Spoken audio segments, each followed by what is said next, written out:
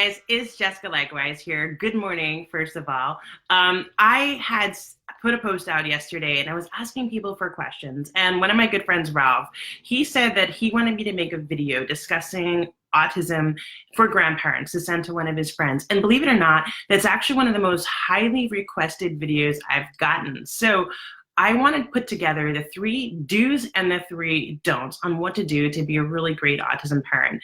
And I'm going to start off with the don'ts. And the reason being is one of the #1 conversations I have with parents of young children with autism is how they feel unsupported by their parents and how upset that they get and how undermined they feel by some of the things their well-intended parents are saying that are really, really hurting them. So the #1 thing to never say to your child who thinks their child has autism is that everything's fine. You know, their uncle didn't speak until they were 4 or 5, and it runs in the family. Late talking runs in the family. Here's the problem, right? The earlier you get a child help, the better the child's outcome is going to be. You know, if your child listens to you, #1, they're going to resent you in the event that something they wind up getting a diagnosis later, and perhaps the child didn't get the services that they would have required. You know, there's never harm in early intervention. There's never harm in starting early. And if a parent thinks that their child might be on the spectrum, if they think their child is delayed and needs help, the best thing you can do is to tell them to get that help right away, because there's no harm in having help. And if they're wrong, they're wrong, and it's no big deal. But if they don't get the child help that they needed, that child could really have missed out on a really great opportunity. So the #2 thing to never ever say to someone who, their child has autism, or maybe they think their child has autism, or they know their child has autism, is, you just have to be more strict with that child. If you were more firm, your child wouldn't do that. That is not the case. Children with autism, they have unique challenges that other children don't have. Traditional methods of discipline often don't work, and you don't really necessarily know and see and understand the struggle of what your grandchild is going through on a daily basis. And children with autism, they think differently. Sometimes things look like tantrums. They look like a child is misbehaving, but the reality is that they're having these meltdowns and they're really struggling to cope. And that's not just behavioral, it's neurological. Sometimes they really, truly, they can't do anything about it. The child that's having a tantrum or looks like they're crying and upset, they physically don't have the ability to control their emotions, especially at a really young age. So, saying that to your child is just going to upset them, and it's just going to make them feel worse, and it's never going to help the situation. So the third thing to never say as a grandparent is to dismiss therapy.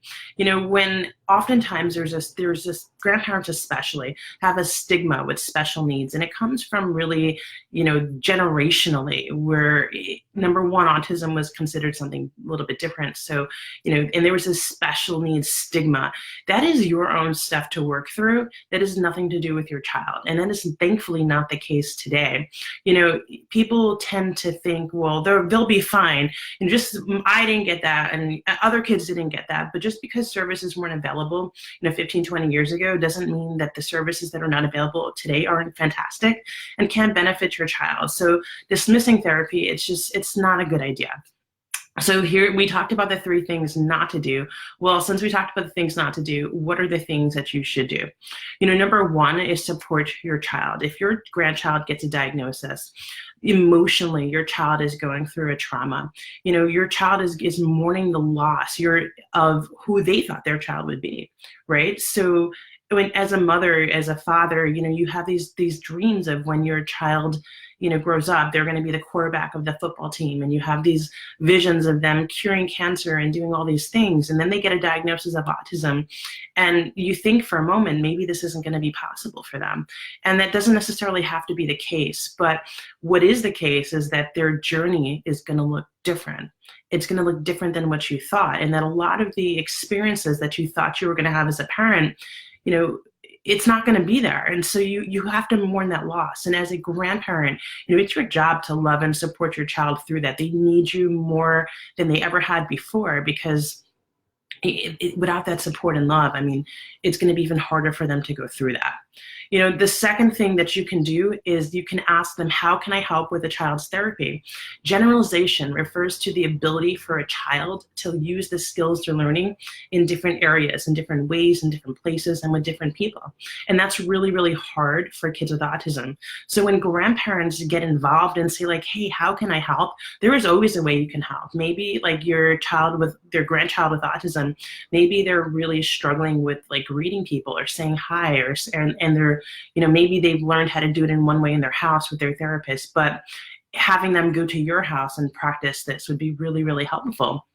As a grandparent, you are an incredible person that has so much potential to help your grandchild with autism if you really get involved with the therapies and you can really help that child to learn to use those skills in different ways. So definitely ask, how can you help with therapies?